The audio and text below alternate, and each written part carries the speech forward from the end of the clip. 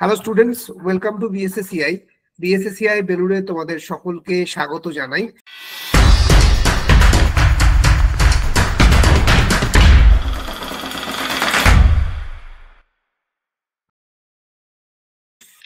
আজকে আমরা MSc SLST Bengali 9-10 যে প্রশ্নের পরীক্ষা হলো গত রবিবার, সেই প্রশ্নের একটা অ্যানালিসিস করব।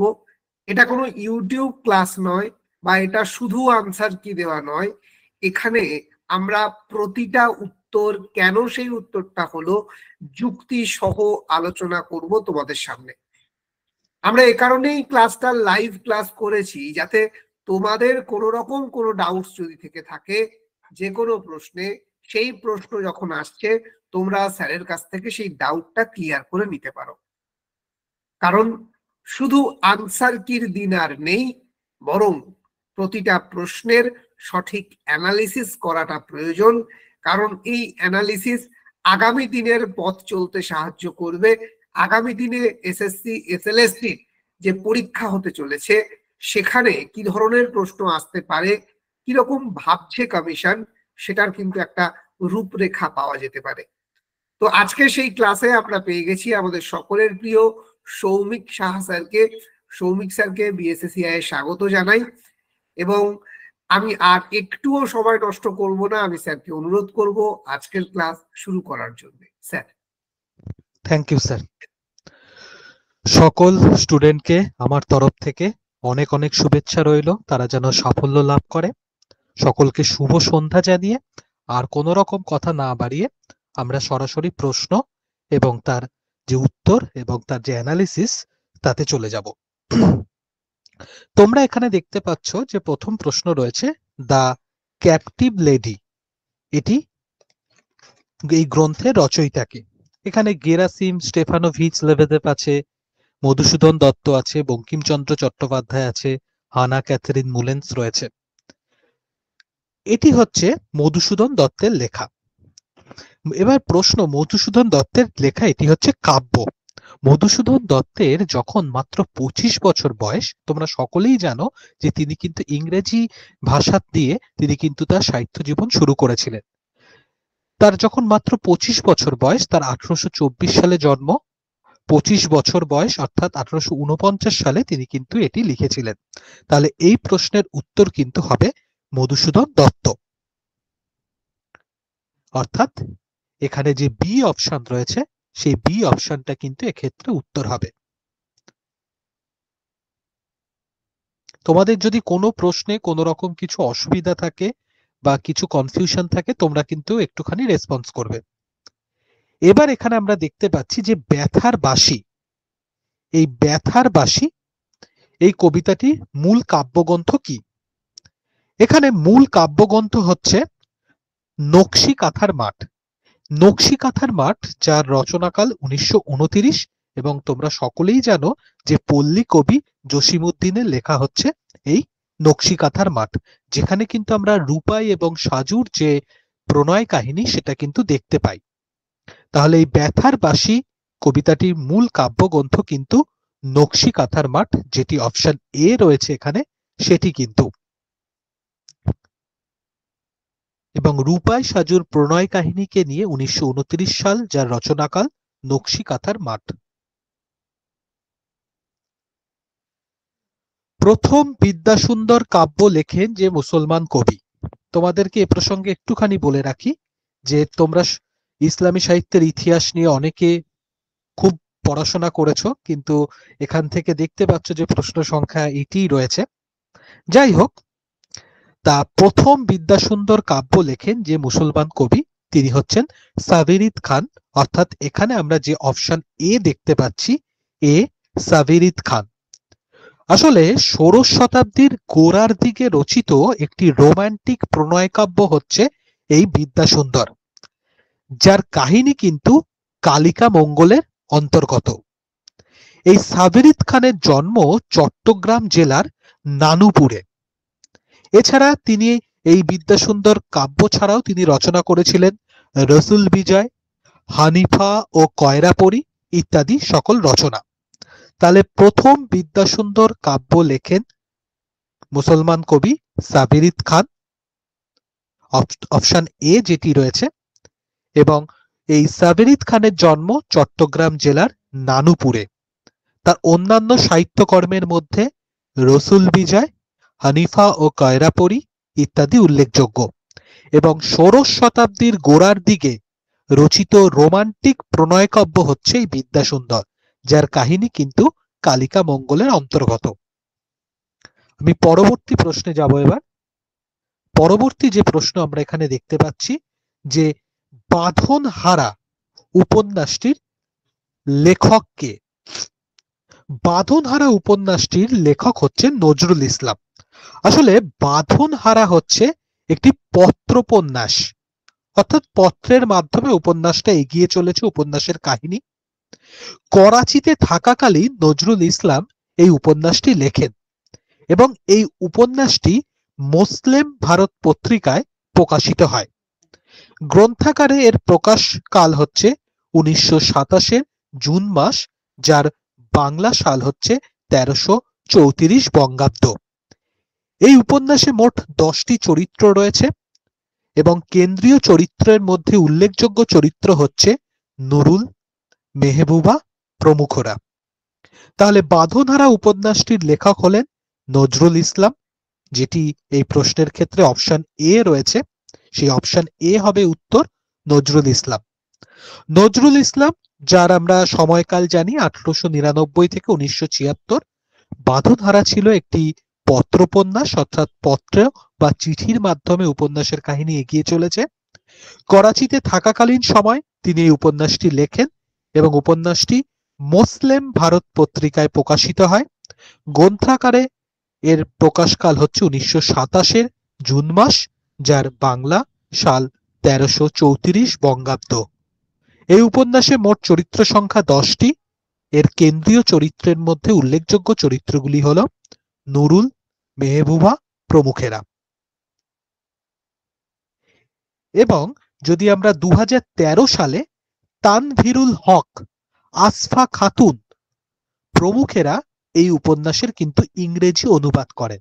2013 সালে তানভীরুল হক, আসফা খাতুন সহ অনেকে এর কিন্তু ইংরেজি অনুবাদ করেন। এর বলতে বাঁধনহারা উপন্যাসের। এই বাঁধনহারা উপন্যাসের প্রচ্ছদ শিল্পী ছিলেন কাইয়ুম চৌধুরী। কয়াকার রস্বই কাইয়ুম, অন্তস্তয় রস্যৌকার ম, কাইয়ুম চৌধুরী। এর প্রচ্ছদ শিল্পী ছিলেন কাইয়ুম চৌধুরী। তাহলে বাঁধনহারা উপন্যাসটির লেখক হলেন অপশন এ, নজরুল ইসলাম। আমরা পরবর্তী যে প্রশ্ন রয়েছে যে বিদ্যাপতি ও জয়দেব প্রবন্ধটি রচনা করেন কে? বিদ্যাপতি ও জয়দেব প্রবন্ধটি কিন্তু রচনা করেন বঙ্কিমচন্দ্র চট্টোপাধ্যায়, অর্থাৎ আমরা এই প্রশ্নের ক্ষেত্রে যেটি ডি দেখতে পাচ্ছি সেই ডি কিন্তু উত্তর হবে। এই বিদ্যাপতি ও জয়দেব প্রবন্ধটি বঙ্গদর্শন পত্রিকায় 1280 বঙ্গাব্দে, অর্থাৎ ইংরেজির 1873 সালে কিন্তু প্রকাশ পায়। প্রথমে দীনেশচরণ বসু রচিত কাব্যগ্রন্থ মানস বিকাশে এটি কিন্তু প্রকাশ পেয়েছিল, কিন্তু পরবর্তীতে বঙ্কিমচন্দ্র রচিত বিবিধ সমালোচনায় এর নাম পরিবর্তন করে বিদ্যাপতি ও জয়দেব রাখা হয়। তাহলে 5 নম্বর যে প্রশ্ন আমরা স্ক্রিনে দেখতে পাচ্ছি যে বিদ্যাপতি ও জয়দেব প্রবন্ধটি কে রচনা করেন, যার সঠিক উত্তর হচ্ছে অপশন ডি, বঙ্কিমচন্দ্র চট্টোপাধ্যায়। এই প্রবন্ধটি বঙ্গদর্শন পত্রিকায় 1280 বঙ্গাব্দে বা ইংরেজির 1873 সালে প্রকাশ পায়। প্রথমে দীনেশচরণ বসু রচিত কাব্যগ্রন্থ মানস বিকাশের সমালোচনামূলক প্রবন্ধ হিসেবে এটি প্রকাশিত হয়েছিল। পরবর্তীতে বিবিধ সমালোচনায়, বঙ্কিমচন্দ্র রচিত বিবিধ সমালোচনায় এর নাম পরিবর্তন করে কিন্তু বিদ্যাপতি ও জয়দেব রাখা হয়। পরবর্তী প্রশ্ন আমরা দেখব, নিচের শুদ্ধ বানান দুটি কোনটি? এখানে শুদ্ধ বানান তোমরা সকলেই জানো যে দুর্গাপূজার ক্ষেত্রে এখন কিন্তু রস্যৌকারটাই ব্যবহার করা হয় এবং পুজোর ক্ষেত্রেও কিন্তু সেই রস্যৌকার যেটি সেটি ব্যবহার করা হয়। দুর্গা পুজো, দেখো দুটোই রস্যৌকার আছে কিন্তু অপশন এ আর অপশন সি তে। এবার তাহলে আমাকে গীতাঞ্জলিটা দেখতে হবে। গীতাঞ্জলির ক্ষেত্রে কিন্তু লয় রস্যইকার যেটা আছে সেটা, তাহলে সেই হিসেবে অপশন এ যেটা সেটা কিন্তু সঠিক উত্তর হয়ে যাচ্ছে। অর্থাৎ অপশন এ তে দুর্গা পুজো, দেখো দয় রস্যৌকার আছে, পয় রস্যৌকার আছে। আবার গীতাঞ্জলির ক্ষেত্রে গয় দীর্ঘইকার আছে আর লয় রস্যইকার আছে। তাহলে 6 নম্বর প্রশ্নের উত্তর আমরা স্ক্রিনে যে অপশনগুলো দেখতে পাচ্ছি তার মধ্যে অপশন এ। বাংলা ভাষায় কম্পিত ধ্বনি কোনটি? দেখো বাংলা ভাষায় কম্পিত ধ্বনি আমাদের প্রথমেই জানতে হবে যে কম্পিত ধ্বনি কি।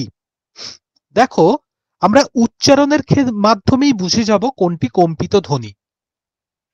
দেখো এর সঠিক উত্তরটা আগে বলে দিচ্ছি এবং তারপরে প্রমাণ করে দেব যে কেন কম্পিত ধ্বনি হচ্ছে।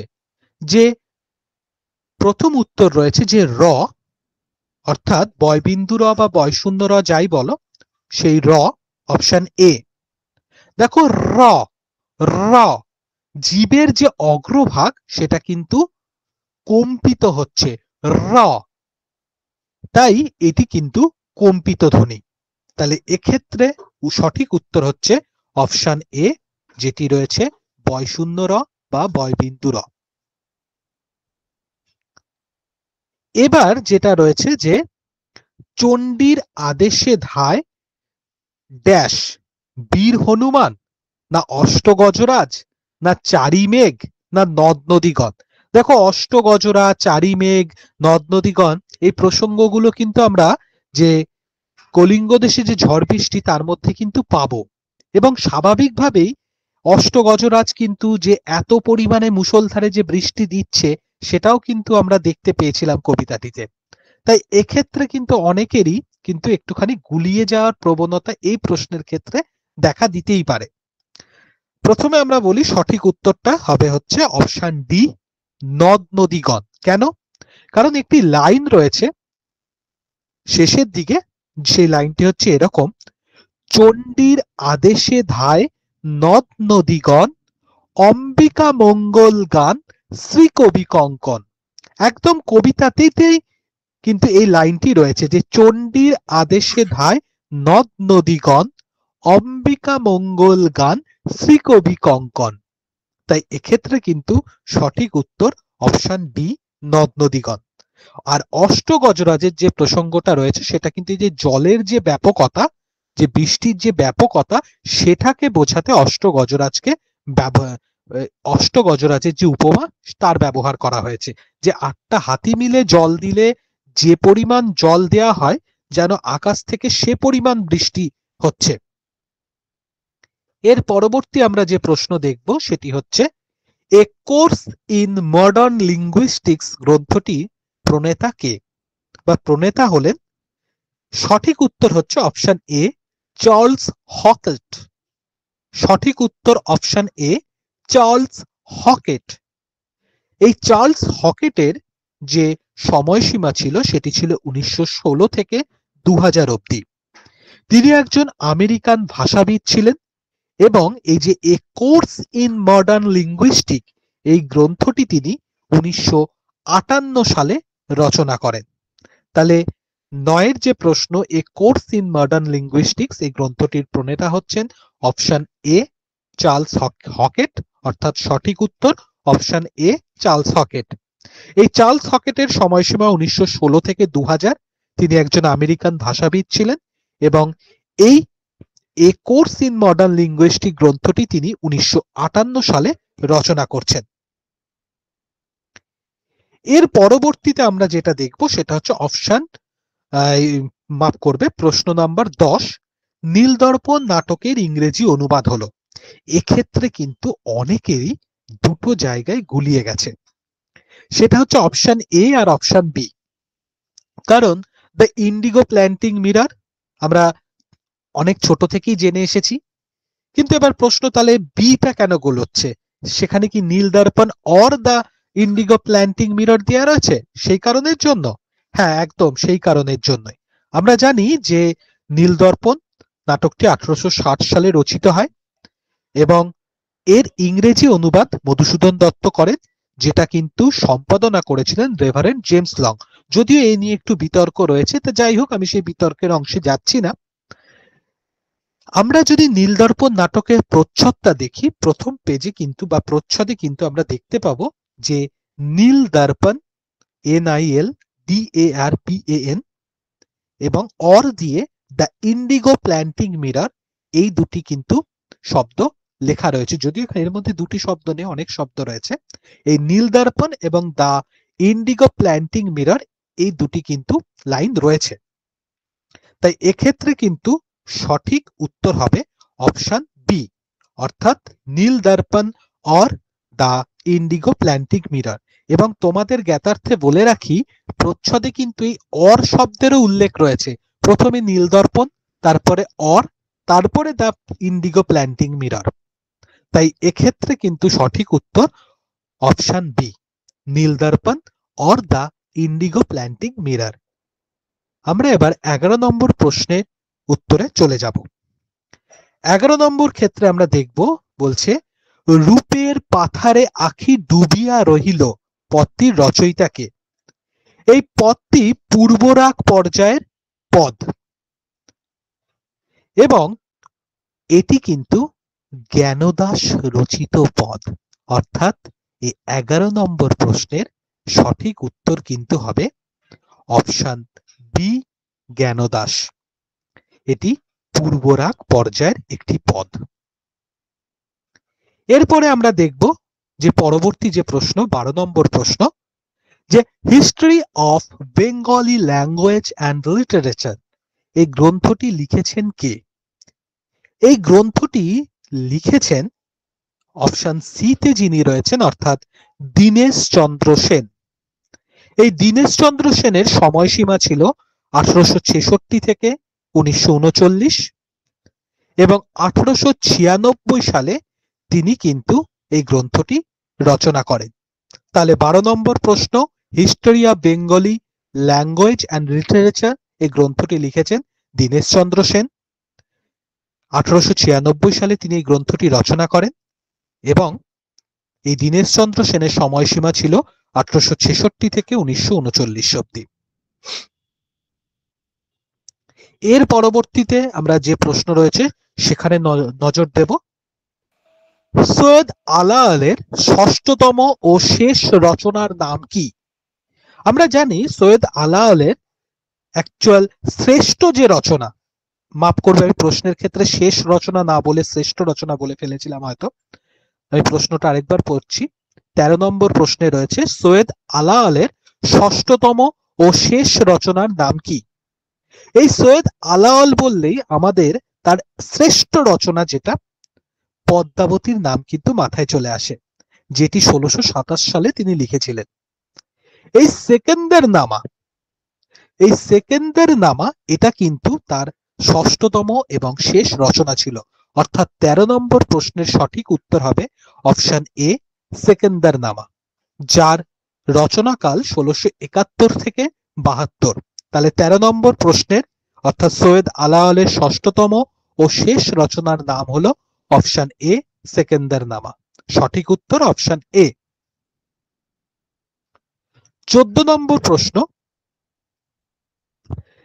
আমি 13 নম্বর প্রশ্নের ক্ষেত্রে আর দু একটা তথ্য একটুখানি দিয়ে রাখছি। এই যে সেকেন্দার নামা, এটা কিন্তু তিনি আরাকান রাজ মজলিস নবরাজের নির্দেশে লিখেছিলেন। আরাকান রাজ মজলিস নবরাজের নির্দেশে লিখেছিলেন। আমরা সৈয়দ আলাওলের আরো অনেক রচনার কথা জানি, যার মধ্যে উল্লেখযোগ্য হচ্ছে তওফা 1663 থেকে 69, সাইফ আল মুলক বদিউজ্জামান 1658 থেকে 70, সপ্তপয়কর 1660। এবার পরবর্তী যে প্রশ্ন রয়েছে, প্রতিবার দাড়ির নিক্ষেপে শোনা যায়, এটা অজিত দত্ত রচিত নোঙর কবিতা থেকে কিন্তু দেয়া হয়েছে। অজিত দত্তের এই নোঙর যে কবিতা, তার মূল কাব্যগ্রন্থ হচ্ছে সাদা মেঘ কালো পাহাড়, এবং তোমরা যদি খেয়াল করো এক্ষেত্রে সাদা বানানটা কিন্তু দন্তস্বয় আকার দয়াকার নয়, তালব্যস্বয় আকার দয়াকার, সাদা মেঘ কালো পাহাড়। এবার এর সঠিক উত্তর কোনটা হবে? এর সঠিক উত্তর হবে স্রোতের বিদ্রূপ শুনি। স্রোতের বিদ্রূপ শুনি। তাহলে সঠিক উত্তর অপশন সি, স্রোতের বিদ্রূপ। 15 নম্বর প্রশ্ন রয়েছে, মোহাম্মদ জায়সির পদুমাবত কাব্য যে ভাষায় রচিত? এই জায়সি, যার সময়কাল ছিল 1477 থেকে 1542 অব্দি মোটামুটি, এবং এই পদুমাবত কাব্য তিনি 1540 থেকে 41 যে খিলজির যে চিতর আক্রমণ তার কাহিনীর কে কেন্দ্র করে লিখেছিলেন। এর যে সঠিক উত্তর সেটা কিন্তু এর মধ্যে দেয়া নেই। তাহলে দেয়া নেই অপশন ডি তে দেখো রয়েছে, সেই কারণেই ওপরের কোনোটিই নয়। মোহাম্মদ জায়সি পদুমাবত কাব্যটি হিন্দি ভাষায় লিখেছিলেন, এবং তোমরা খেয়াল করো যে প্রশ্নে কিন্তু কোথাও অপশনে হিন্দি দেয়া নেই। তাই এক্ষেত্রে কিন্তু অপশন ডি, ওপরের কোনোটিই নয়, সেটি কিন্তু সঠিক উত্তর হবে। পরবর্তী প্রশ্ন আমরা দেখছি যে আমরা কবিতায় শূন্যস্থান পূরণ করতে হবে আমাদেরকে। ড্যাশ মরিনি আমরা মারি নিয়ে ঘর করি। এটা হচ্ছে মন্বন্তরে। ম দন্তান নয় বয়, দন্তান নয় তয়, বয়বিন্দু রয় একার, যেটা অপশন বি তে রয়েছে। আমরা কবিতাটি সত্যেন্দ্রনাথ দত্তের লেখা। কবিতাটির লাইন এইভাবে আছে, মন্বন্তরে মরিনি আমরা মারি নিয়ে ঘর করি, বাঁচিয়া গিয়েছে বিধির আশিসে অমৃতের টিকা পড়ি। এই যে আমরা কবিতাটি, যার মূল কাব্যগ্রন্থ হচ্ছে কুহু ও কেকা, এই কুহু ও কেকার প্রকাশকাল 1912, এবং এটি কিন্তু বাণী পত্রিকায় প্রকাশিত হয়েছিল। তাহলে সঠিক উত্তর অপশন বি, 16 নম্বর প্রশ্নের সঠিক উত্তর অপশন বি, মন্বন্তরে। ম দন্তান নয় বয়, দন্তান নয় তয়, বয়বিন্দু রয় একার। পরবর্তী প্রশ্ন আমরা দেখব, রবীন্দ্রনাথের কোন নাটকে এ ডলস হাউসের প্রভাব লক্ষ্য করা যায়? এর সঠিক উত্তর হবে কিন্তু অপশন এ, রাজা ও রানী। আসলে এই রাজা ও রানী নাটকটি রবীন্দ্রনাথ ঠাকুর তার বরদা দ্বিজেন্দ্রনাথ ঠাকুরকে উৎসর্গ করেছিলেন। এর উল্লেখযোগ্য চরিত্রের মধ্যে রয়েছে রাজা বিক্রমদেব, রানী সুমিত্রা, এছাড়া রয়েছে দেবদত্ত, জয়সেন, যুধাজিৎ ইত্যাদি। এই যে এ ডলস হাউস, এটা কিন্তু নরওয়ের একজন লেখক যার নাম ছিল হেনরিক ইবসেনে, তার কিন্তু লেখা। হেনরিক ইবসেনে এই ডলস হাউস মোটামুটি যার প্রকাশকাল ছিল 1873।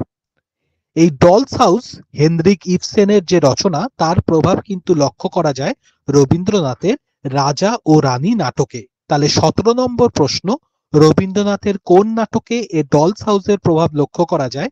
তার সঠিক উত্তর কিন্তু অপশন এ, রাজা ও রানী।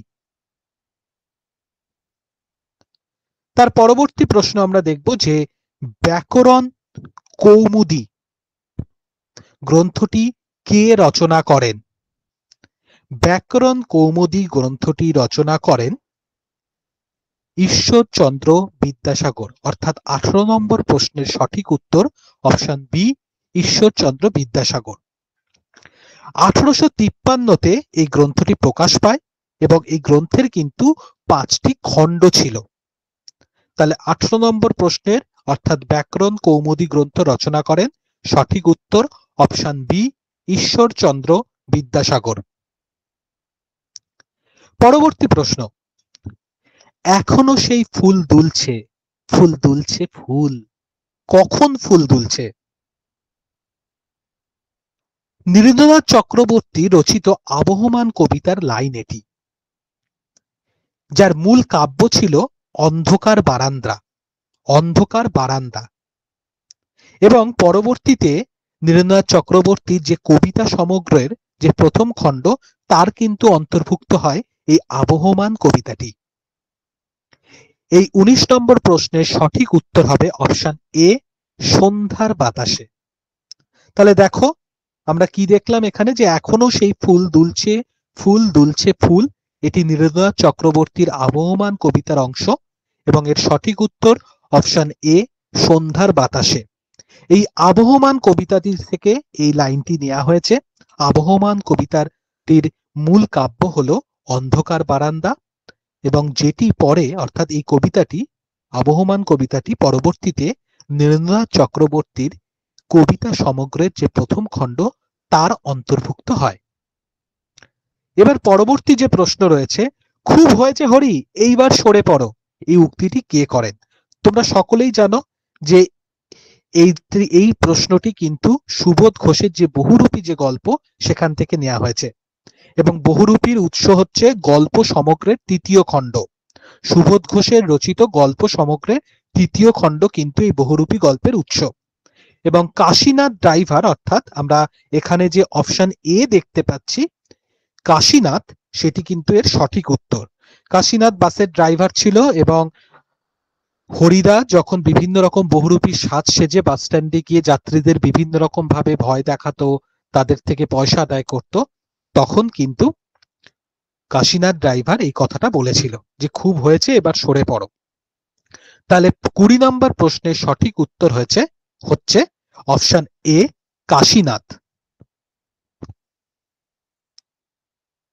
এবার আমরা পরবর্তী যে প্রশ্ন রয়েছে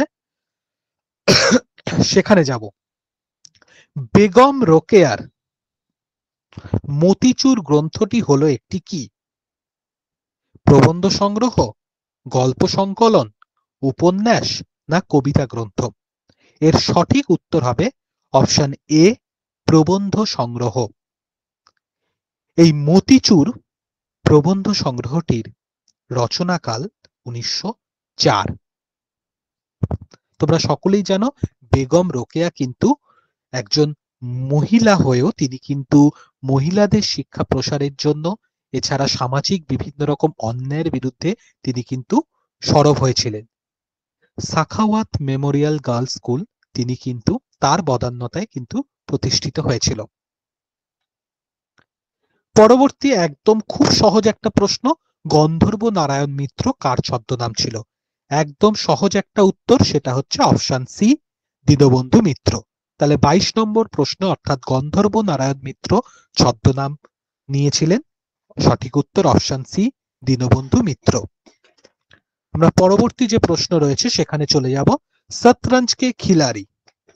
শতরঞ্জ কে খিলাড়ি একটি সিনেমাও রয়েছে, যদিও এর যে মূল কাহিনী একটি হিন্দি ছোট গল্প, যেটি 1924 সালে মুন্সি প্রেমচন্দ লিখেছিলেন এবং 1977 সালে স্বনামধন্য পরিচালক সত্যজিৎ রায় সেটি এই হিন্দি ছোট গল্প অবলম্বনে তিনি কিন্তু একটি ফিল্মও তৈরি করেন।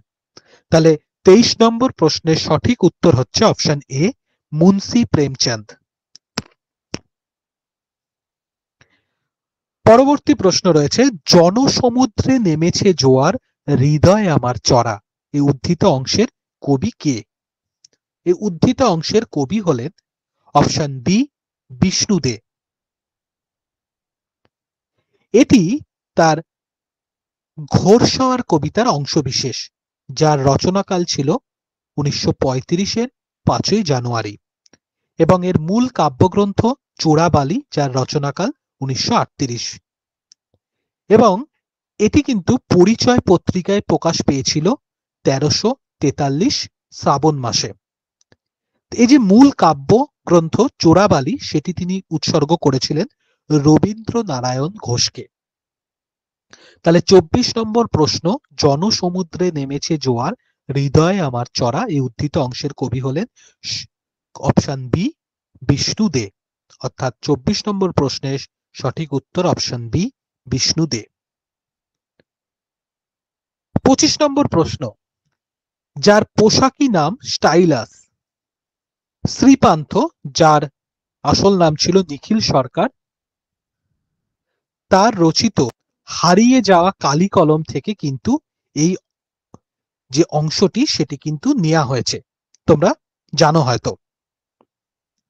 এবং এর যে সঠিক উত্তর সেটা হবে অপশন ডি, ব্রোঞ্জের শলাকা। তাহলে 25 নম্বর প্রশ্নের সঠিক উত্তর অপশন ডি, ব্রোঞ্জের শলাকা। 26 নম্বর যে প্রশ্ন আমরা দেখতে পাচ্ছি যে বসন্ত সেনা সংস্কৃত যে গ্রন্থের একটি চরিত্র সেটি কি? সেটি হচ্ছে শূদ্রক রচিত মৃচ্ছকটিক নাটকের একটি চরিত্র। তাহলে 26 নম্বর প্রশ্নের সঠিক উত্তর অপশন ডি, মৃচ্ছকটিক। এই মৃচ্ছকটিক সম্পর্কে দু একটা তথ্য দিয়ে রাখি। সংস্কৃতে লেখা এটি, এবং এটি একটি 10 অঙ্কের নাটক। মোটামুটি দ্বিতীয় খ্রিস্টপূর্বাব্দ থেকে ষষ্ঠ খ্রিস্টাব্দের মধ্যে কোন এক সময় এটি লেখা হয়েছিল। এই নাটকের উল্লেখযোগ্য চরিত্রগুলি হলো চারুদত্ত, বসন্ত সেনা, সর্বিলক, মদনিকা, রহসেন। এবং এই যে বসন্ত সেনা যে চরিত্রটি ছিল সে কিন্তু একজন বারাঙ্গনা ছিল। 27 নম্বর প্রশ্ন রয়েছে 100 বছরের নিঃসঙ্গতা গ্রন্থটির লেখককে? এর সঠিক উত্তর হবে option B, Gabriel Garcia Marquez. এই মার্কেজের সময়কাল ছিল 1927 থেকে 2014। তিনি একজন কলম্বিয় সাহিত্যিক ছিলেন, এবং এই যে 100 বছরের নিঃসঙ্গতা তিনি কিন্তু এটি 1967-তে লেখেন। এই গাব্রিয়েল গার্সিয়া মার্কেজের প্রথম উপন্যাস ছিল লা উহা রাস্কা, যেটার বাংলা তর্জমা করলে দাঁড়ায় পাতার ঝড়, যার রচনাকাল ছিল 1955। আমরা কিন্তু এখানে বিভিন্ন রকম যে উত্তর হচ্ছে সে উত্তরের কিন্তু বিভিন্ন রকম যে তথ্য সেগুলো কিন্তু পরিবেশন করছি। 28 নম্বর যে প্রশ্ন রয়েছে, প্রফেসর শঙ্কুর ডায়েরিটি যে প্রাণী খেয়েছিল? তোমরা সকলেই জানো বোমযাত্রীর ডায়েরিতে আমরা কিন্তু এই অংশটা পাই। এর সঠিক উত্তর হচ্ছে অপশন এ, পিঁপড়ে। অপশন এ, পিঁপড়ে। পরবর্তী প্রশ্ন, একটি যোগরূঢ় শব্দের উদাহরণ কোনটি? অপশন এটায় সন্দেশ, ওটা হবে স্বদেশ নয়, সন্দেশ। যাই হোক, ওটা সঠিক উত্তর নয়। সঠিক উত্তরটি হচ্ছে অপশন সি, জলদ, বর্গীর জ, ল, দ। এবার প্রশ্ন হচ্ছে, জলদ শব্দের অর্থ তোমরা জানো যে মেঘ। জলধি শব্দের অর্থ কিন্তু আবার সমুদ্র, জল ধারণ করে যে। এই জলদ আর জলধি অনেক সময় গুলিয়ে যায়। জলদ শব্দের অর্থ মেঘ, জলধি শব্দের অর্থ জল ধারণ করে যে, অর্থাৎ সমুদ্র। তাহলে 29 নম্বর প্রশ্নের সঠিক উত্তর অপশন সি, জলদ, যার অর্থ মেঘ। এবার একটুখানি বলে দিই যে যোগরূঢ় শব্দটা কি। আসলে যোগরূঢ় শব্দ তাদেরকেই বলে যাদের ব্যুৎপত্তিগত অর্থ, অর্থাৎ যেখান থেকে তাদের উৎপত্তি ঘটেছে তার যে অর্থ, এবং আমরা ব্যবহারিক ভাবে শব্দটাকে যখন ব্যবহার করি তার যে অর্থ মোটামুটি ভাবে একই রকম হয়। দেখো, জলদ অর্থাৎ জল রয়েছে, মেঘের মধ্যে জল রয়েছে। এই যে, তাহলে যেখান থেকে আসছে ব্যুৎপত্তিগত অর্থও যা, এবং আমরা যখন ব্যবহার করছি তার অর্থ কিন্তু প্রায় একই বা একই বলা চলে। এইগুলোই কিন্তু যোগরূঢ় শব্দ, অর্থাৎ যে সকল শব্দের ব্যুৎপত্তিগত অর্থ এবং ব্যবহারিক অর্থ প্রায় একই বা একই রকম হয়ে থাকে। প্রায় কথাটাও বলে রাখছি, সকল ক্ষেত্রে একরকম না হয় একটুখানি কাছাকাছি হতে পারে, তাই প্রায় কথাটা ব্যবহার করলাম। তাদেরকেই কিন্তু যোগরূঢ় শব্দ বলে। তারপরের প্রশ্ন, কোনির পিতা যে কারণে মারা গিয়েছিলেন? এটা তোমরা সকলেই জানো, মতিনন্দীর একটা দারুণ রচনা কোনি। একজন সাঁতারুর যে সংগ্রাম, সেখানে খিদ্দার মতো চরিত্র রয়েছে। যাই হোক, এর সঠিক উত্তর কিন্তু অপশন এ, টিবি। টিবি রোগে কোনির পিতা মারা গিয়েছিলেন। তাহলে 30 নম্বর প্রশ্ন, কোনির পিতা যে কারণে মারা গিয়েছিলেন, এর সঠিক উত্তর অপশন এ, টিবি। পরবর্তী যে প্রশ্ন রয়েছে, এই প্রশ্নের ক্ষেত্রে কয়েকটা কথা বলি। এই প্রশ্নের সঠিক উত্তরটা কিন্তু করেছি যে পারমাণবিক ভর অর্থাৎ পদার্থবিদ্যাকে একটুখানি সাহায্য নিয়ে এটা করেছি, কারণ এটা সেইভাবেই আর কি করেছি যে পিতলের চেয়ে হালকা ধাতু হলো, এই যে যতগুলো অপশন রয়েছে অ্যালুমিনিয়াম, পারদ, সোনা, লোহা, সকলের চেয়ে পারমাণবিক ভর কিন্তু অ্যালুমিনিয়ামের কম। তাই এই হিসেবে কিন্তু অ্যালুমিনিয়ামকে উত্তর করা হয়েছে। অর্থাৎ 31 নম্বর প্রশ্নের সঠিক উত্তর অপশন এ, অ্যালুমিনিয়াম। এক্ষেত্রে পদার্থবিদ্যার সাহায্য নিয়ে প্রত্যেকটার পারমাণবিক ভর দেখে দেখা গেছে যে অ্যালুমিনিয়ামেরই পারমাণবিক ভর কম, তাই সেক্ষেত্রে কিন্তু সঠিক উত্তর অ্যালুমিনিয়াম করা হয়েছে। এবং তোমরা জানো যে পিতল কিন্তু একটি মিশ্র ধাতু।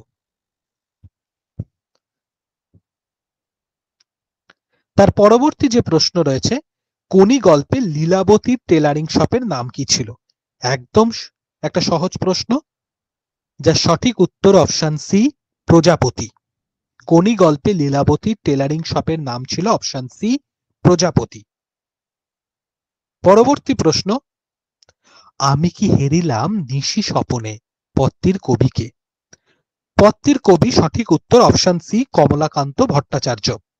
আসলে এটি হচ্ছে আগমনী পর্যায়ের পদ। তোমরা সকলেই জানো যে আগমনী ও বিজয়া পর্যায়ে কিন্তু কমলাকান্ত ভট্টাচার্য দারুণ কৃতিত্বের স্বাক্ষর রেখেছেন।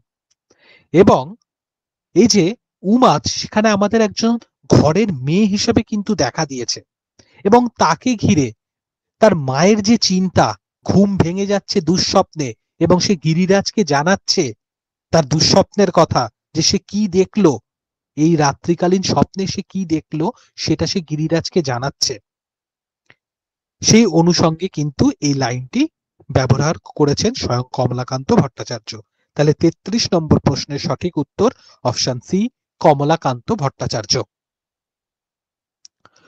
পরবর্তী প্রশ্ন 34 নম্বর, শ্রীকৃষ্ণ কীর্তন কাব্য প্রথম প্রকাশ করে কে? বঙ্গীয় সাহিত্য সংসদ, বঙ্গীয় সাহিত্য পরিষদ, সাহিত্য একাডেমি, না বঙ্গীয় সাহিত্য একাডেমি? এর সঠিক উত্তর হচ্ছে অপশন বি, বঙ্গীয় সাহিত্য পরিষদ। তোমরা সকলেই জানো 1909 সালে বসন্ত রঞ্জন রায় বিদ্যুৎ বল্লভ পুঁথিটি আবিষ্কার করেন এবং 1916 সালে বঙ্গীয় সাহিত্য পরিষদ থেকে এটি কিন্তু প্রকাশিত হয়। তাহলে এর সঠিক উত্তর অপশন বি, বঙ্গীয় সাহিত্য পরিষদ। দেখো অপশনগুলো কিন্তু খুব কাছাকাছি দিয়েছে। অপশন এ আর বি তো দেখো, একটা সংসদ রয়েছে, একটা পরিষদ, তো অনেক ক্ষেত্রে গুলিয়ে যেতে পারে কিন্তু। তাহলে 34 নম্বর প্রশ্নের সঠিক উত্তর কিন্তু অপশন বি, বঙ্গীয় সাহিত্য পরিষদ, যেখান থেকে 1916 সালে শ্রীকৃষ্ণ কীর্তন কাব্য প্রথম প্রকাশিত হয়। পরবর্তী প্রশ্ন রয়েছে, দুহিল দুদু কি বেন্তে জামা হ, এই অংশটি রচয়িতা কে? এর সঠিক উত্তর অপশন বি, ঢেনঢন পা। তোমরা সকলেই জানো এই ভুসুকুপা, ঢেনঢন পা, কান্নপা, লুইপা সকলেই কিন্তু চর্যাপদের উল্লেখযোগ্য পদকর্তা ছিলেন। এক্ষেত্রে সঠিক উত্তর অপশন বি, ঢেনঢন পা। তাহলে 35 নম্বর প্রশ্ন, দুহিল দুদুকে বেন্টে জামা হ, এই অংশটি রচয়িতা হলেন, সঠিক উত্তর অপশন বি, ঢেনঢন পা।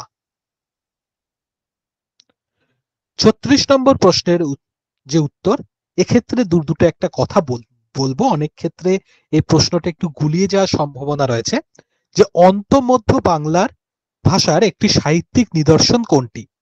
শ্রীকৃষ্ণ কীর্তন কাব্য এবং অন্নদামঙ্গল কাব্যের মধ্যে অনেকের কিন্তু গুলিয়ে যেতে পারে। কেন? কারণ দুটোই কিন্তু মধ্যযুগের, কিন্তু এর মধ্যে একটা ছোট্ট ব্যাপার আছে। আমরা জানি মধ্যযুগ দুটো ভাগে বিভক্ত, একটা আদি মধ্য বাংলা, একটা অন্ত মধ্য বাংলা। একদম শুরুর দিকে কিন্তু শ্রীকৃষ্ণ কীর্তন কাব্য রচনা হয়ে যাচ্ছে, কিন্তু আমরা জানি মধ্যযুগটা শেষই হচ্ছে ওই অন্নদামঙ্গল দিয়ে, এবং ভারতচন্দ্র রায়গুণাকরের মৃত্যুর পরই কিন্তু আধুনিক যুগ শুরু হয়ে যাচ্ছে। তাহলে অন্ত মধ্য বাংলা অর্থাৎ শেষের দিকে, মধ্যযুগের শেষের দিকে, অন্ত মধ্য, অন্ত বলতে শেষ, শেষের দিকে যেটি রচিত সেটি কিন্তু অন্নদামঙ্গল কাব্য। তাহলে 36 নম্বর প্রশ্নের সঠিক উত্তর অপশন ডি, অন্নদামঙ্গল কাব্য, যার রচনাকার ছিলেন ভারতচন্দ্র রায়গুণাকার। তাহলে 36 নম্বর প্রশ্ন, অন্তমধ্য বাংলা ভাষার একটি সাহিত্যিক নিদর্শন, এর সঠিক উত্তর অপশন ডি, অন্নদামঙ্গল কাব্য। 37 নম্বর প্রশ্ন, কোথায় শকুন্তলার হাতের আংটি খুলে পড়ে গেছে? তোমরা জানো যে এটি সঠিক উত্তর হচ্ছে অপশন বি, শচী তীর্থে। শচী তীর্থে কিন্তু শকুন্তলার হাতের আংটি খুলে পড়ে গিয়েছিল। তাহলে 37 নম্বর প্রশ্নের কোথায় শকুন্তলার হাতের আংটি খুলে পড়ে গেছে, সঠিক উত্তর অপশন বি, শচীতীর্থে। পরবর্তী প্রশ্ন, ইলিয়াস যা বলল সবই সত্য এবং পবিত্র গ্রন্থে লেখা আছে, এখানে পবিত্র গ্রন্থটি কি? দেখো, বাইবেল খ্রিস্টানদের, গীতা হিন্দুদের, কোরআন মুসলিম ধর্মাবলম্বীদের, জেন দাবেস্তা পারসিকদের ধর্মগ্রন্থ। ইলিয়াস যেহেতু একজন মুসলিম ধর্মাবলম্বী ছিলেন, তাই কিন্তু এক্ষেত্রে সঠিক উত্তর অপশন সি, কোরআন। তাহলে 38 নম্বর প্রশ্ন, ইলিয়াস যা বলল সবই সত্য এবং পবিত্র গ্রন্থে লেখা আছে, এর সঠিক উত্তর অপশন সি, কোরআন। পরবর্তী যে প্রশ্ন রয়েছে 39 নম্বর প্রশ্ন, ইটালি ও সিসিলির মাঝখানে কোন প্রণালী বিদ্যমান? পক প্রণালী, কুক প্রণালী, বেরিং প্রণালী না মেসিনা প্রণালী? এক্ষেত্রে সঠিক উত্তর অপশন ডি, মেসিনা প্রণালী। তোমরা যদি ম্যাপ দেখো ইউরোপের, তাহলেও কিন্তু এক্ষেত্রে দেখতে পাবে যে ইটালি ও সিসিলির একদম মাঝখান দিয়ে কিন্তু এই মেসিনা প্রণালী বয়ে গেছে। পরবর্তী যে প্রশ্ন রয়েছে, মন্ত্রের সাধন কিংবা শরীর পাতন উক্তিটি যে কাব্যে পাওয়া যায়? অন্নদামঙ্গল কাব্য, চণ্ডীমঙ্গল কাব্য, সতী ময়না ও লোরচন্দ্রানী না পদ্মাবতী কাব্য? এই যে মন্ত্রের সাধন কিংবা শরীর পাতন, এটি ঋষি বিশ্বামিত্র প্রথম কিন্তু এই লাইনটি কিন্তু প্রচার করেন, যার উল্লেখ আমরা পাই ভারতচন্দ্র রায়গুণাকারের অন্নদামঙ্গল কাব্যে। তাহলে এই প্রশ্নের সঠিক উত্তর অপশন এ, অন্নদামঙ্গল কাব্য। তাহলে 40 নম্বর প্রশ্ন, মন্ত্রের সাধন কিংবা শরীর পাতন উক্তিটি যে কাব্যে পাওয়া যায়, এর সঠিক উত্তর অপশন এ, অন্নদামঙ্গল কাব্য। পরবর্তী আমরা দেখতে পাচ্ছি যে দৌলত কাজীর কাব্যের সম্পূরণ কাল। দৌলত কাজীর কাব্যের সম্পূরণ কাল 1622 খ্রিস্টাব্দ, 1659 খ্রিস্টাব্দ, 1665 খ্রিস্টাব্দ, 1666 খ্রিস্টাব্দ। এক্ষেত্রে কিন্তু সঠিক উত্তর 1659 খ্রিস্টাব্দ, অর্থাৎ অপশন বি। তাহলে 41 নম্বর প্রশ্ন, দৌলত কাজীর কাব্যের সম্পূরণ কাল হলো, এর সঠিক উত্তর অপশন বি, 1659 খ্রিস্টাব্দ। এই প্রশ্নটার ক্ষেত্রে একটু গুলিয়ে যাওয়ার সম্ভাবনা তৈরি হতে পারে যে আদিতে ফাউন্টেন পেনের নাম কি ছিল। দেখো, যে দুটো অপশনের মধ্যে সামান্য হলেও একটু কনফিউশন তৈরি হওয়ার সম্ভাবনা আছে, সেটি হচ্ছে ঝর্ণা কলম আর রিজার্ভার কলম। আসলে ঝর্ণা কলম এই নামটা দিয়েছিল অনেকের মতে স্বয়ং রবীন্দ্রনাথ ঠাকুর, বাংলা নাম দিয়েছিল, কিন্তু আদিতে ফাউন্টেন পেনের নাম কিন্তু ছিল রিজার্ভার কলম, কারণ কালি কিন্তু রিজার্ভ থাকতো। তাহলে 42 নম্বর প্রশ্ন, আদিতে ফাউন্টেন পেনের নাম কি ছিল? এর সঠিক উত্তর অপশন বি, রিজার্ভার কলম।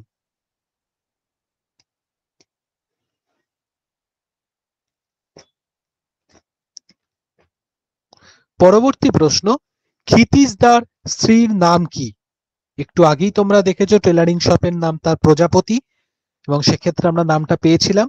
একদম সঠিক উত্তর হচ্ছে অপশন এ, লীলাবতী।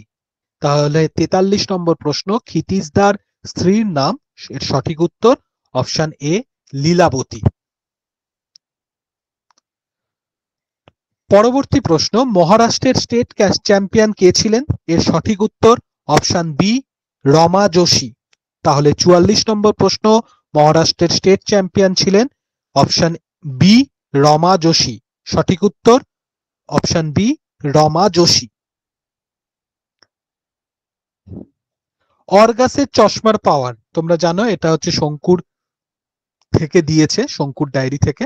অর্গাসের চশমার পাওয়ার ছিল -20, অর্থাৎ প্রশ্নে অপশন এ -20 রয়েছে, তাই এর সঠিক উত্তর অপশন এ, -20। তাহলে 45 নম্বর প্রশ্ন, অর্গাসের চশমার পাওয়ার, সঠিক উত্তর অপশন এ, -20। 46 নম্বর প্রশ্ন,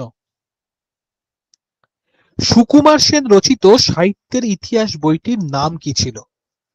বাংলার ইতিহাস, বাংলা সাহিত্যের ইতিহাস না বাঙ্গালা, বয়াকার উময় গয়াকার লয়াকার, বাঙ্গালা সাহিত্যের ইতিহাস না বাঙালির ইতিহাস? এক্ষেত্রে কিন্তু সঠিক উত্তর বাঙ্গালা সাহিত্যের ইতিহাস, অর্থাৎ অপশন সি। অপশন সি সঠিক উত্তর, বাঙ্গালা সাহিত্যের ইতিহাস। বয়াকার, উঙয় আকার, লয় আকার। দেখো বি আর সি এর মধ্যে কিন্তু এই আকারেরই পার্থক্য, প্রথমটায় বাংলা, তারপরেরটায় বাঙ্গালা, বয়াকার উঙয় আকার। বিতে কিন্তু এই উঙয় আকারটা নেই, যেটা সি তে রয়েছে। এর সঠিক উত্তর কিন্তু অপশন সি হবে, বাঙ্গালা সাহিত্যের ইতিহাস। এই বাঙ্গালা সাহিত্যের ইতিহাস, এটি 5টি খণ্ড ছিল।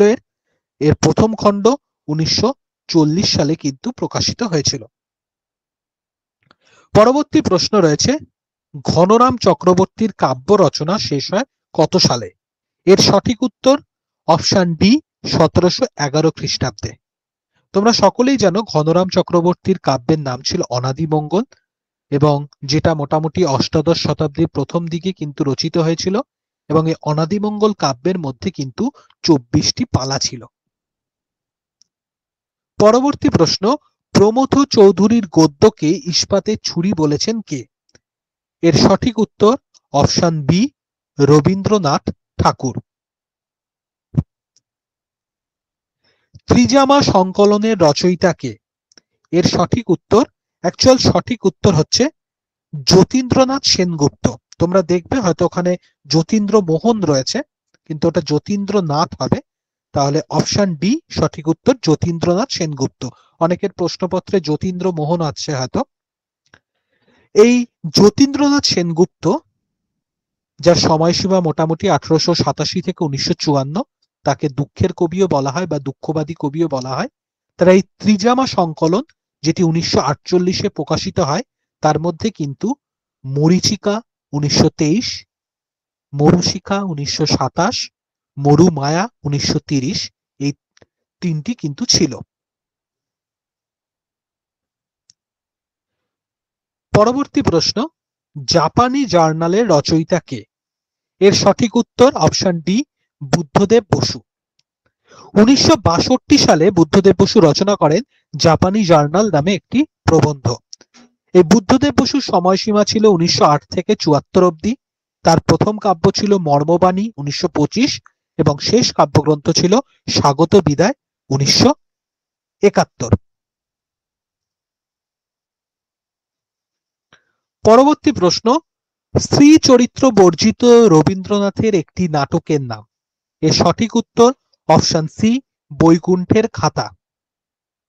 এই বৈকুণ্ঠের খাতা, যেটি রচনাকাল 1897, এটি ছিল রবীন্দ্রনাথ ঠাকুর রচিত একটি প্রহসনধর্মী বাংলা নাটক, যাতে কিন্তু সবকটি পুরুষ চরিত্র ছিল। পরবর্তী প্রশ্ন, কাজী নজরুল ইসলামকে রবীন্দ্রনাথ যে গ্রন্থ উৎসর্গ করেন? এর সঠিক উত্তর অপশন এ, বসন্ত। এই বসন্ত ছিল একটি গীতিনাট্য, যার রচনাকাল ছিল 1329। যখন নজরুল ইসলাম জেলে বন্দী, তখন কিন্তু রবীন্দ্রনাথ ঠাকুর এটি লিখে নজরুল ইসলামকে উৎসর্গ করছেন, এবং নজরুল ইসলাম যখন এটি হাতে পাচ্ছে, তিনি এটি পড়ে কিন্তু ভাববিহ্বল হয়ে পড়েছিলেন, তার চোখে অশ্রু চলে আসে, এবং তিনি পরবর্তীকালে তার কাব্যগ্রন্থ সেটি কিন্তু রবীন্দ্রনাথকে উৎসর্গ করতে থাকেন। 52 নম্বর প্রশ্ন, কাজী নজরুল ইসলামকে রবীন্দ্রনাথ যে গ্রন্থ উৎসর্গ করেন, সেটি হচ্ছে সঠিক উত্তর অপশন এ, বসন্ত। এটি একটি গীতিনাট্য ছিল, যার রচনাকাল ছিল 1329। নজরুল ইসলাম যখন জেলে বন্দী ছিল, তখন রবীন্দ্রনাথ ঠাকুর এটি রচনা করে নজরুল ইসলামকে উৎসর্গ করেন, এবং তার পরবর্তীতে যখন খুব সম্ভবত সঞ্চিতা কাব্যগ্রন্থটি কিন্তু নজরুল ইসলাম পরবর্তীতে রবীন্দ্রনাথকে উৎসর্গ করেন।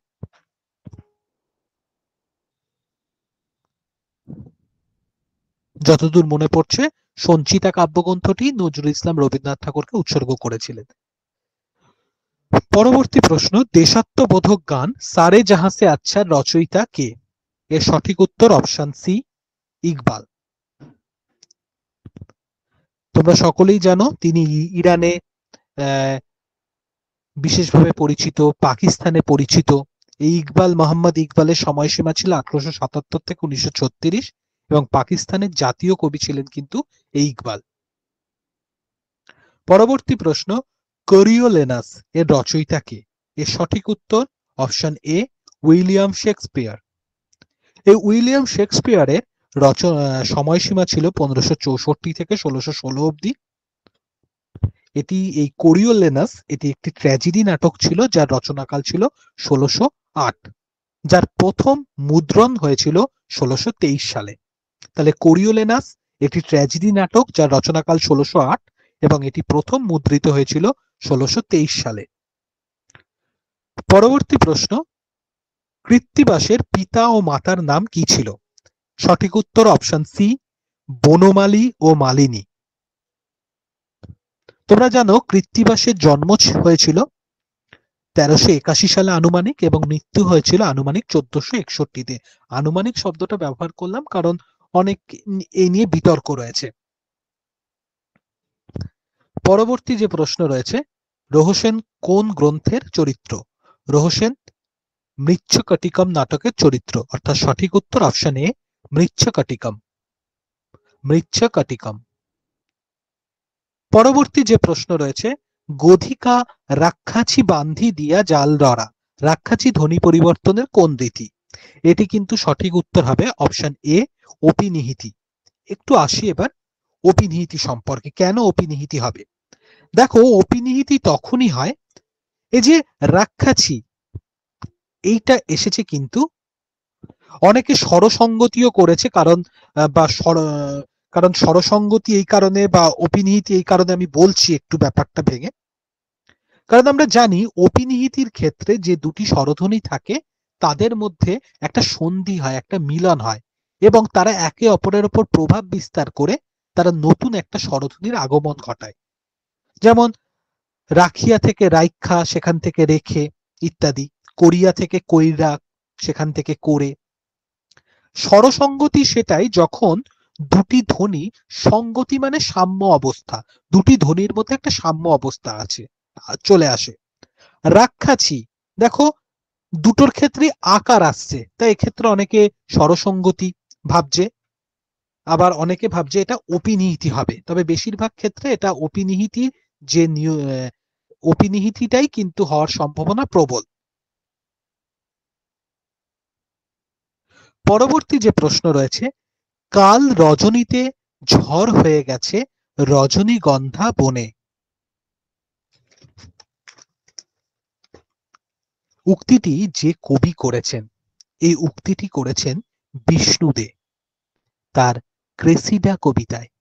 ক্রেসিডা কবিতায় সম্পর্কে একটুখানি বলবো, তার আগে বলে দিই যে 58 নম্বর প্রশ্ন, অর্থাৎ কাল রজনীতে ঝড় হয়ে গেছে রজনীগন্ধা বনে, উক্তিটি যে কবি করেছেন তার সঠিক উত্তর হচ্ছে অপশন সি বিষ্ণুদে। ক্রেসিডা কবিতাটা যখন বিষ্ণুদে লিখছেন, তিনি কিন্তু যে পৌরাণিক যে আখ্যান সেখান থেকে কিছু নিচ্ছেন, ঐতিহাসিক চরিত্র থেকে কিছু কাহিনী তিনি নিচ্ছেন, তার পাশাপাশি যে চারিদিকে যে একটা যুদ্ধের যে আবহ সেটাও কিন্তু তার কবিতায় উঠে আসছে এবং এই সকল কিছুকে নিয়েই কিন্তু তিনি এই ক্রেসিডা কাব্যটা লিখছেন।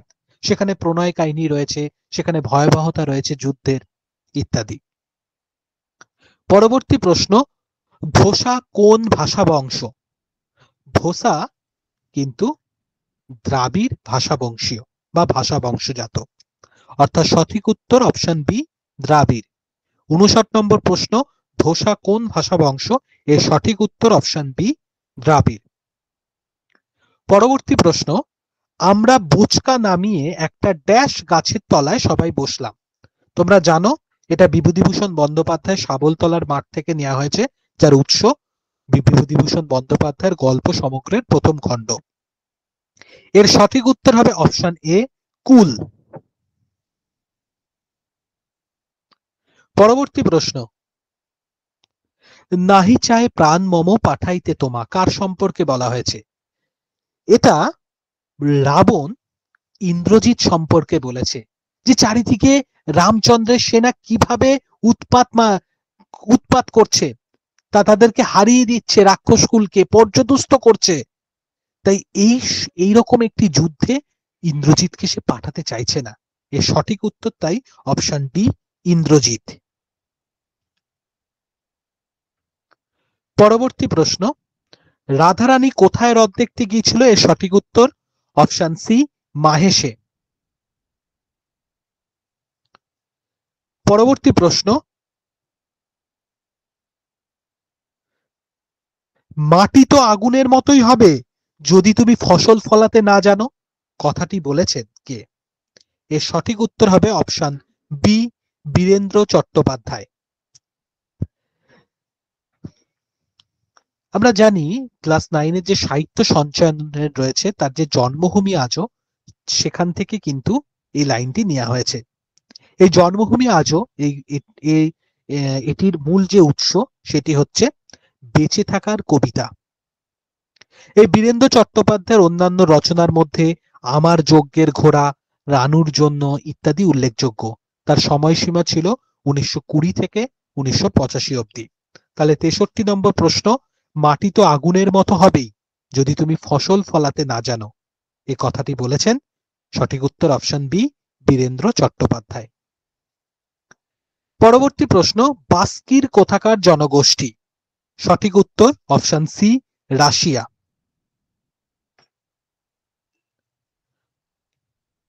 পরবর্তী প্রশ্ন, উর্দু সাহিত্যের মূল সুর বাঁধা কোন ভাষার সঙ্গে?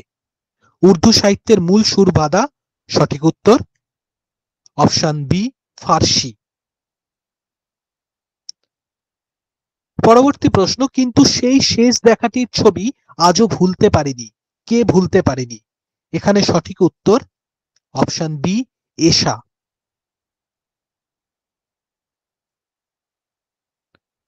পরবর্তী প্রশ্ন, তপনের মেসোমশাই পেশাগত দিক থেকে কি ছিলেন? সঠিক উত্তর অপশন ডি, অধ্যাপক।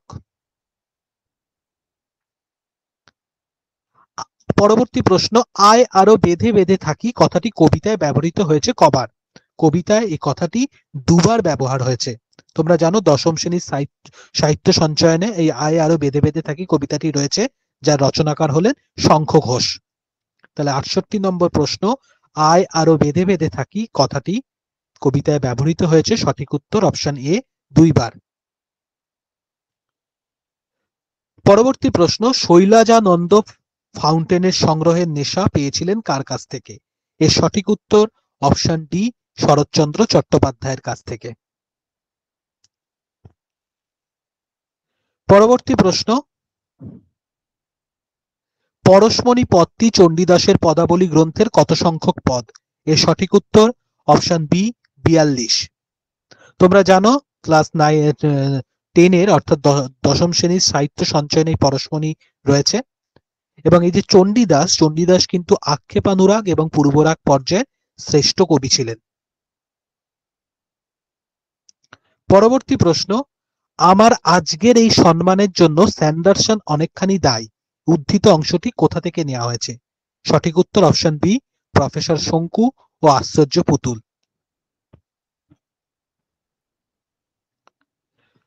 পরবর্তী প্রশ্ন, মহাকাশের দূতে কোন জার্মান বৈজ্ঞানিক লন্ডনের সভায় উপস্থিত ছিলেন? সঠিক উত্তর অপশন ডি, উইলহেলম কোল। উইলহেলম কোল, সঠিক উত্তর অপশন ডি। পরবর্তী প্রশ্ন, বিদ্যাপতির কীর্তিলতা লেখা এর মধ্যে কোন ভাষায়? সঠিক উত্তর অপশন সি, অবহট্ট ভাষায়।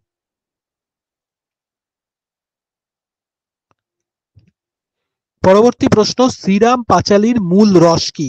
সঠিক উত্তর অপশন বি, করুণ রস। কারণ তোমরা জানো এখানে কিন্তু সীতার বিরহে রামচন্দ্রের কিন্তু আমরা বিলাপ শুনতে পাই, তিনি নিজেকে কিন্তু তার যে কাতর অবস্থা সেটা কিন্তু আমরা এখানে দেখতে পেয়েছিলাম, তাই এর মূল রস করুণ রস।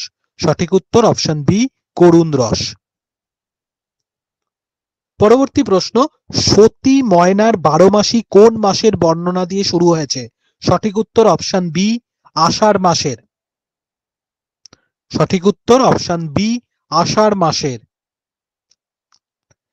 এবার পরবর্তী যে প্রশ্নটা আছে সেটা সম্পর্কে একটুখানি তথ্য দেব, তার আগে সঠিক উত্তরটা বলে দিচ্ছি, এবং তারপরে কেন এটা হচ্ছে বাকিগুলো কেন নয় সেটা আমার মতো করে আমি অ্যানালিসিস করে দিচ্ছি। যে বঙ্কিমচন্দ্র চট্টোপাধ্যায় সম্পাদনা করেছেন কোন পত্রিকা? হিতবাদী, যুগবাণী, ভারতী না সাধনা? এর সঠিক উত্তর অপশন সি, ভারতী। এবার এক এক করে এই চারটে পত্রিকা সম্পর্কে একটু তথ্য দিই। দেখো, হিতবাদী পত্রিকা এটা 1891 সালে দ্বিজেন্দ্রনাথ ঠাকুর, যিনি সম্পর্কে রবীন্দ্রনাথ ঠাকুরের বর্দা ছিলেন, তিনি সম্পাদনা করেছিলেন প্রথম। সাধনা পত্রিকা এটা দ্বিজেন্দ্রনাথ ঠাকুরের যে পুত্র, তৃতীয় পুত্র সুধীন্দ্রনাথ ঠাকুর 1891 বা তার পরবর্তী সময় কিন্তু এটা প্রকাশ করেছিলেন। অন্যদিকে ভারতী পত্রিকা এটি 1877 সালে দ্বিজেন্দ্রনাথ ঠাকুর প্রকাশ করেছিলেন, যার কিন্তু মুখ্য ভাগে ছিলেন, বিরাট পরিমাণে সাহায্য করেছিলেন এই ভারতী পত্রিকাকে স্বয়ং রবীন্দ্রনাথ ঠাকুর। এবং এই ভারতী পত্রিকায় কিন্তু বঙ্কিমচন্দ্র চট্টোপাধ্যায়ের যে প্রবন্ধ তার কিন্তু সমালোচনা করা হতো। তাই এই পত্রিকার সাথে বঙ্কিমচন্দ্রের একটা যোগ ছিল, এই হিসেবে কিন্তু এই ভারতী পত্রিকাটি করা হয়েছে। আর যুগবাণী, যুগবাণী নজরুলের একটি গদ্য সংকলন ছিল, যার রচনাকাল 1922। তা ভারতী পত্রিকা এটা কেন উত্তর করা হলো? কারণ ভারতী পত্রিকায় কিন্তু বঙ্কিমচন্দ্র চট্টোপাধ্যায় যে প্রবন্ধ তার কিন্তু সমালোচনা করা হতো, সেই হিসেবে কিন্তু ভারতী পত্রিকা করা হয়েছে। যদি তোমাদের আর কোনো এরকম তথ্য পেয়ে থাকো তোমরা অন্য কিছুর যে কোনো প্রশ্নের ক্ষেত্রে, আমি যেই কটা উত্তর বলবো শেষে অবশ্যই বলতাম, কিন্তু এখন যখন প্রসঙ্গ এলো বলে দিচ্ছি, তোমরা সেটা কিন্তু অবশ্যই ইনস্টিটিউটকে জানাবে যে আমরা অমুক বইতে বা অমুক জায়গায় কিন্তু এটা দেখেছি। তবে তোমাদের এক্ষেত্রে একটা কথাই বলি, যেখানে এই তথ্যটা দেখবে সেটা কিন্তু যেন অথেন্টিক হয়, একটু কোনো বইতে বা সেরকম আর কি বিশ্বাসযোগ্য কোনো একটা ট্রাস্টেড কোনো একটা উৎস, সেটা যেন হয়ে থাকে, এটা একটুখানি মাথায় রেখো। পরবর্তী প্রশ্ন, রবীন্দ্রনাথ ঠাকুরের শেষের কবিতা একটি কি? রবীন্দ্রনাথ ঠাকুরের শেষের কবিতা একটি উপন্যাস। আসলে এটি ছিল একটি কাব্যধর্মী উপন্যাস, এবং যেটি 1928-এ যার যেটি কিন্তু প্রবাসী পত্রিকায় প্রকাশিত হয়েছিল মোটামুটি বলা চলে, যার মধ্যে কিন্তু অমিত, লাবণ্য এই চরিত্রগুলো ছিল। রবীন্দ্রনাথ ঠাকুরের শেষের কবিতা, তাহলে সঠিক উত্তর অপশন এ, উপন্যাস।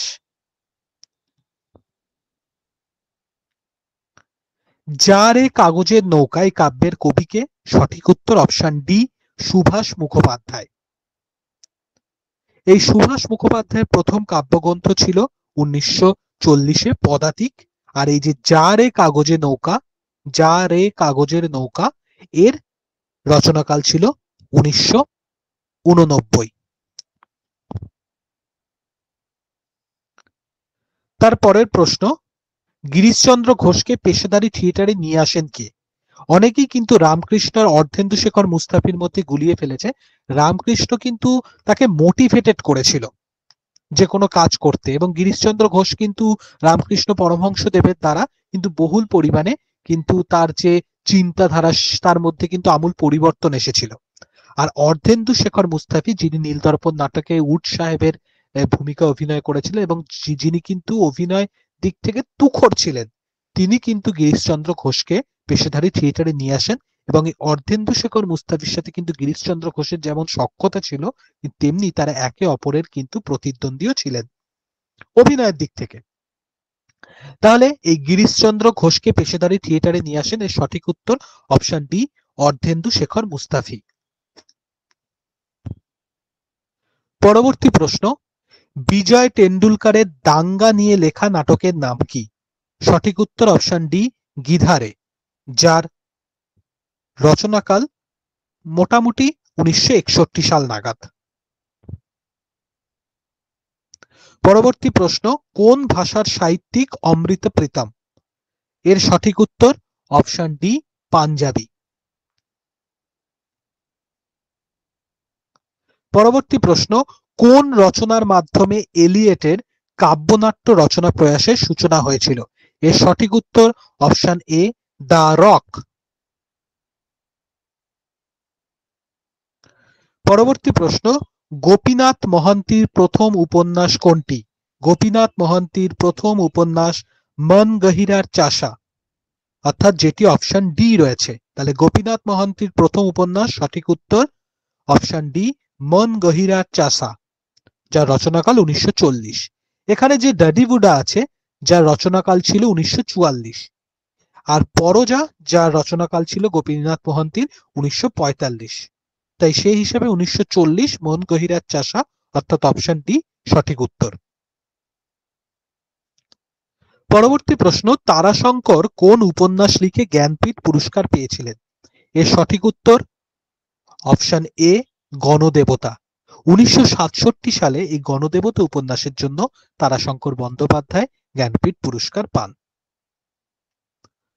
পরবর্তী প্রশ্ন, সংহার শব্দটিতে কোন উপসর্গ যুক্ত হয়েছে? এখানে সম যোগ কার, তাহলে সম উপসর্গ, সম যোগ হার, মাফ করবে, সম যোগ হার, তাহলে এই যে হারের আগে উপসর্গ সম যোগ করা হয়েছে, সম একটি সংস্কৃত উপসর্গ, তাই এক্ষেত্রে সঠিক উত্তর অপশন এ সংস্কৃত উপসর্গ। পরবর্তী প্রশ্ন, অল্পপ্রাণ বর্ণ যখন মহাপ্রাণ রূপে উচ্চারিত হয় তখন তাকে কি বলে? অনেকেই কিন্তু মহাপ্রাণ ভবন এবং পিনায়নের মধ্যে গুলিয়ে ফেলেছে। দেখো, অ্যাকচুয়াল মহাপ্রাণী ভবন তাকেই পিনায়ন বলে, কিন্তু এখানে প্রাণী ভবন কথাটা নেই, রয়েছে মহাপ্রাণ ভবন। এবার এক্ষেত্রে যদি আমি ধরে নিই যে মহাপ্রাণীটাকেই মহাপ্রাণ হিসেবে ধরা হয়েছে, তাহলে অপশন বি সি দুটোই হতে পারে। কিন্তু যদি একদম 100% দেখি যে কোনো রকম ভুল নেই, সেক্ষেত্রে পিনায়নই হয়, কারণ অল্পপ্রাণ বর্ণ মহাপ্রাণ বর্ণ হয়ে যায়। যেমন কয়েকটা উদাহরণ দিই, স্তম্ভ থেকে থাম, বিবাহ থেকে বিভা, এই যে অল্পপ্রাণ বর্ণ মহাপ্রাণ বর্ণ পরিণত হয়ে যাচ্ছে, একেই পিনায়ন বলে, যাকে কিন্তু আবার মহাপ্রাণী ভবনও বলে। তাই এক্ষেত্রে কমিশনের উপর নির্ভর করছে, কিন্তু আমি অপশন সি 100% যেটা আর কি সঠিক দেওয়া রয়েছে, যার মধ্যে কোনো ভুল ভ্রান্তি নেই, আমি সঠিক উত্তর অপশন সি পিনায়নকেই ধরছি। পিনায়নের ঠিক উল্টোটাই কিন্তু ক্ষীণায়ন। যেমন অল্পপ্রাণ বর্ণ মহাপ্রাণ রূপে উচ্চারিত হলে তাকে পিনায়ন বলে বা মহাপ্রাণী ভবন বলে, ঠিক তেমনি মহাপ্রাণ বর্ণ যখন অল্পপ্রাণ বর্ণ রূপে উচ্চারিত হয় তখন তাকে কিন্তু ক্ষীণায়ন বলে।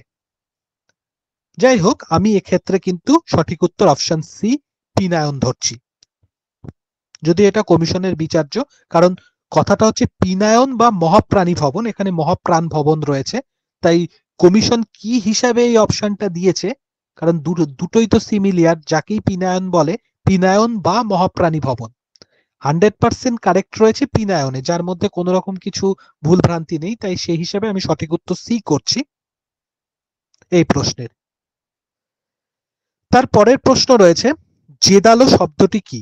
জেদালো একটি জোর কলম শব্দ, কারণ জেদ যোগ আলো, জানো যে জোর কলম যখন দুটি বিভিন্ন ভাষার শব্দ আর কি মিলে একটি নতুন শব্দ তৈরি করে, গাছ লাগানোর ক্ষেত্রেও দেখেছো জোর কলমের গাছ, তাই এই ক্ষেত্রে কিন্তু সঠিক উত্তর হবে অপশন ডি জোর কলম শব্দ। পরবর্তী প্রশ্ন, জাজল্যমানের প্রত্যয় কি? একদম এর সঠিক উত্তর অপশন সি জল যোগ জং যোগ সানচ, সানচ প্রত্যয় যোগে হয়েছে, অপশন সি যার সঠিক উত্তর। তাহলে জাজল্যমানের প্রত্যয় সঠিক উত্তর অপশন সি জল যোগ জং যোগ সানচ।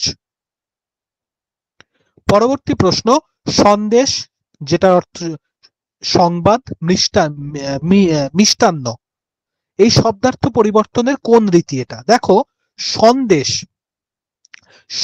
ছিল সংবাদ বোঝাতো, আগে সন্দেশ মানে সংবাদ বোঝাতো। দেখবে বর্ডার সিনেমা বলে একটি সিনেমা রয়েছে, তোমরা হয়তো নাম শুনেছো, তাতে সোনু নিগমের একটি বিখ্যাত গান রয়েছে, সন্দেশে আয়ে হে। এই যে সন্দেশ, এটা অর্থাৎ খবর এসেছে, সেনাবাহিনীর কাছে চিঠি এসেছে যার মধ্যে খবর রয়েছে, তাহলে সন্দেশ মানে খবর বোঝানো হতো। সেখান থেকে এখন আমরা সন্দেশ মানে একটা কোনো মিষ্টিকে বোঝাই, তাহলে সন্দেশ মানে খবর, যে কোনো খবর হতে পারে, তার একটা ব্যাপক অর্থ ছিল, সেখান থেকে এখন একটা সামান্য একটা মিষ্টিকে বোঝানো হচ্ছে, তাহলে ব্যাপক অর্থ থেকে একটা যে কোনো কিছুকে বোঝানো হচ্ছে, তাহলে এক্ষেত্রে কি হলো, ব্যাপকতা থেকে অর্থটা সংকুচিত হয়ে গেল, তাহলে এটা হচ্ছে অর্থ সংকোচ। অর্থাৎ সন্দেশ, সংবাদ, মিষ্টান্ন এই শব্দার্থ পরিবর্তনে এটি কোন রীতি? এর সঠিক উত্তর অপশন ডি অর্থ সংকোচ। শেষ প্রশ্ন, বেগম রোকেয়া যে পত্রিকার সঙ্গে বিশেষভাবে যুক্ত ছিলেন?